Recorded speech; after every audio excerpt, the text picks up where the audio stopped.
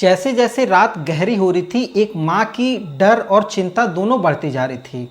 माँ को चिंता थी कि उसका छोटा बेटा रात के 12 बज चुका है, अभी तक घर नहीं पहुँचा है। वहीं एक तरफ माँ के मन में डर भी था कि अगर उसका छोटा बेटा घर आ गया तो वो उसके साथ फिर वही हरकतें करेगा जो वो माँ नहीं चाहती थी। इन सब के बीच उसका छोटा बेटा रात 12 बजे घर पहुँचता है। जैसे ही वो घर पहुँचता है, वो प्रतिदिन की तरह वही हरकतें शुरू कर देता है, अपने माँ के साथ शारीरिक संबंध बनाने की कोशिश करता है। माँ जो कई दिनों से इन चीज़ों को बर्दाश्त करती थी, लेकिन आज माँ की बर्दाश्त की हद जो थी वो जवाब दे चुकी थी। माँ पहले से ही फैसला कर चुकी थी कि या तो वो रहेगी या उसके कलेजे का टुकड़ा रहेगा। और वो माँ एक ऐसा कदम, एक खौफनाक कदम उठाने के लिए मजबूर हो जाती है, जिस कदम को पुलिस को सुलझाने के लिए कई दिनों की कई कोशिशों की मशक्क़त करनी पड़ती है। और जब पुलिस इस पूरे मामले को सुलझाती है, लोगों के सामने ये सब सारी चीज़ें लेकर के आती है, तब लोगों को एक पल के लिए यकीन नहीं होता है कि उस माँ पर क्या बीतती होगी, जो एक तरफ अपने लड़के को खोने का गम भी मना रही है, वहीं उसके जाने की खुशी भी मना रही है कि उसकी इज्जत और आबरू दोनों बची है। वहीं लड़के का खोने का गम भी उसे मनाना पड़ रहा है। खैर, अपने आप में ये पूरी घटना समाज को शर्मसार करने वाली थी। लोगों को समझ में नहीं आ रहा था कि वो करे तो करे क्या, सोचे तो सोचें क्या। कई लोग तो माँ को सही ठहरा रहे थे, कई लोग माँ के कदम जो उठाई थी उसको लोग गलत बता रहे थे। खैर, इन सब के बीच में क्या है ये पूरी सच्ची घटना, आज इस कहानी के माध्यम से जानने की कोशिश करेंगे। आपको क्या लगता है इस पूरी कहानी को लेकर के, आपके क्या राय विचार है वो आप हमें कमेंट करके बताइएगा ज़रूर। खैर, आज की जो ये पूरी सच्ची घटना है, ये घटना उत्तर प्रदेश की है। उत्तर प्रदेश के बिजनौर का एक थाना लगता है मंडावली थाना। मंडावली थाने का एक घटना है 7 अगस्त 2025 की। 7 अगस्त 2025 को मंडावली थाने का एक गांव लगता है। उस गांव के एक घर में एक 55 साल की महिला अचानक रात को 1 बजे चिल्लाना शुरू कर देती है। महिला की आवाज़ इतनी ज़्यादा तेज़ थी कि आस पड़ोस के लोग, यहाँ तक कि उस घर में सोया हुआ उसका पति और उसका बड़ा बेटा, उसकी बड़ी बहू, ये सभी लोग उठ करके उस महिला की तरफ दौड़ते हैं। जैसे ही वो लोग उस महिला के कमरे में पहुँचते हैं, देखते ही देखते उस महिला का पति और उसका बड़ा बेटा दोनों बेहोश हो जाते हैं। बेहोश होने की सबसे बड़ी वजह थी कि उस महिला का जो छोटा बेटा था, जिसकी उम्र लगभग 32 साल थी, उसको किसी ने बेरहमी के साथ उसके ही खटिए पर अलग अलग टुकड़ों में काट दिया है। जब खून का फैला हुआ नज़ारा और उस लड़के की कई टुकड़ों में लाश लोगों को दिखाई देती है, देखते ही देखते बाप और भाई बेहोश हो जाते हैं। जैसे तैसे गांव वाले अपने आप को संभालते हैं। रात अधिक हो चुकी थी, लोगों को समझ में नहीं आ रहा था। वही महिला जो बेसुध पड़ी हुई थी, वो महिला से पूछा जाता है कि आखिर बात क्या है, क्योंकि वो महिला अपने बेटे के बगल में ही सोई हुई थी।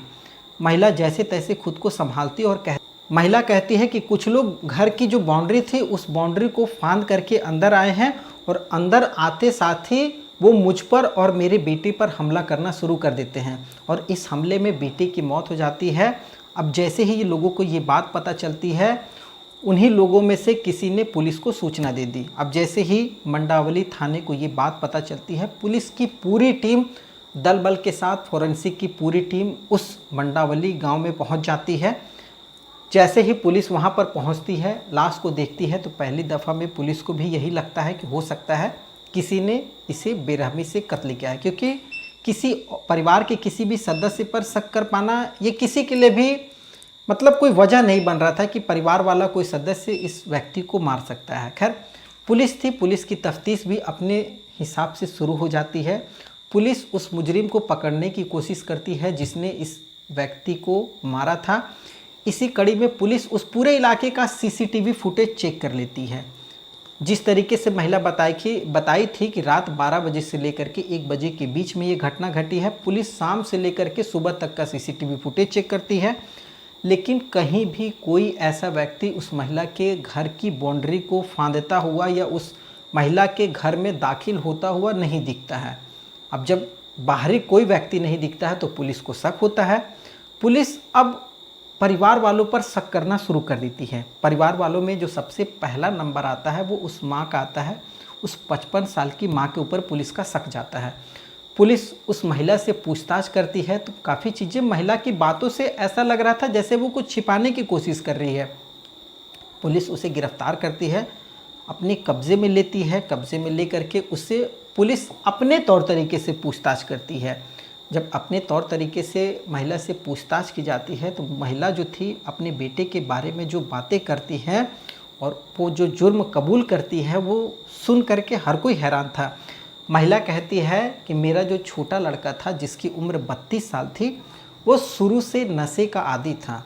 नशे का वो इतना ज़्यादा आदी था कि घर में आए दिन किसी न किसी से उसका झगड़ा झंझट होते रहता था। यहाँ तक कि उसकी शादी भी इसी नशे करने की वजह से नहीं हुई थी। अब धीरे धीरे उसका मन बढ़ना शुरू हो जाता है। अब जब भी वो घर आता तो मैं घर के एक कमरे में सोई रहती थी, वो मेरे साथ आ करके अश्लील हरकतें करनी शुरू कर देता।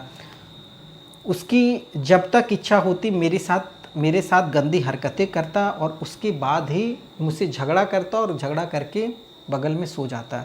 ये कुछ दिनों से चल रहा था, लेकिन ये चीज़ मेरे लिए अंदर ही अंदर घुटन महसूस करवा रही थी कि एक लड़का अपनी माँ के साथ इस तरीके का व्यवहार कर रहा है। 7 अगस्त 2025 को मैंने मन में फ़ैसला कर लिया था कि आज अपने बेटे को, अपने कलेजे के टुकड़ों को हमेशा हमेशा के लिए अपने से अलग कर दूंगी। बेटा रात 12 बजे घर पहुंचता है, माँ के साथ वही हमेशा की तरह अश्लील हरकतें करना शुरू कर देता है। माँ का हिम्मत जवाब दे जाता है। वो जैसे तैसे अपने आप को अपने बेटे से छुड़ाती है, उससे अपने आप को दूर करती है और उसे पास पड़े हुए खटिए पर लेटाती है। लड़का नशा में था, उसे तुरंत नींद आ जाती है। जैसे ही नींद आती है, माँ पहले से उस कमरे में एक धारदार औजार रखी हुई थी, वो औजार अपने हाथों में लेती है और सीधा अपने लड़के पर वार करना शुरू कर देती है। वो वार तब तक करती है जब तक उस लड़के की मौत नहीं हो जाती है। जैसे ही उस महिला की मौत होती है, महिला चिल्लाना शुरू कर देती है और इसी चिल्लाहट में पुलिस को भी सूचना मिल जाती है। उसी दौरान पुलिस का भी कहना है कि जब मैंने उस कमरे की पूरी तलाशी ली थी तो उस कमरे में महिला के द्वारा उपयोग किया गया वो धारदार औजार भी मिला था, क्योंकि अगर कोई व्यक्ति बाहर से आकर के हमला करेगा तो वो औजार लेकर के भाग जाएगा, ना कि वहाँ छोड़ कर के जाएगा। और वो औजार भी ऐसा था जिसको घरेलू कामों में उपयोग किया जाता है। तो बाहर का अगर कोई व्यक्ति आएगा तो इस तरीके का औजार लेकर के नहीं आता है। ये सब महिला पर शक करने का वजह था। वहीं सीसीटीवी का फुटेज जो था वो भी शक करने का वजह था।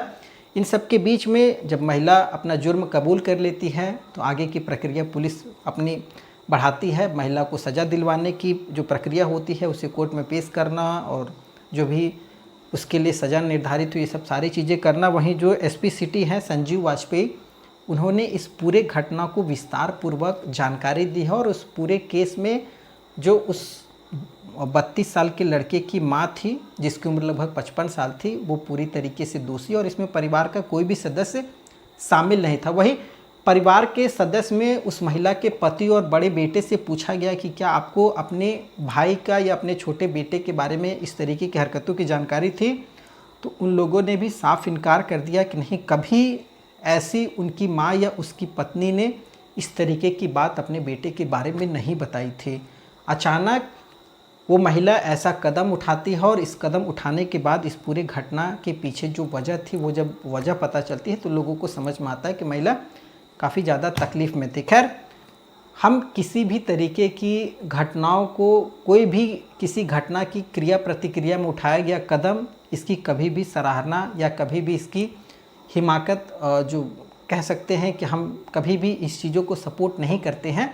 खैर, आप क्या सोचते हैं इस पूरी घटना को लेकर के? आपके क्या ख्याल है इस पूरी घटना को लेकर के? वहीं दूसरी तरफ मैं आपको बता दूं कि इस घटना में हमने परिवार के सदस्यों का नाम और उनके गांव को लेने का कोशिश नहीं किया है, ना ही उपयोग किया है, क्योंकि एक मामला ये किसी के इज्जत से लेकर के था, इस वजह से हमने नाम लेने की कोशिश नहीं की है।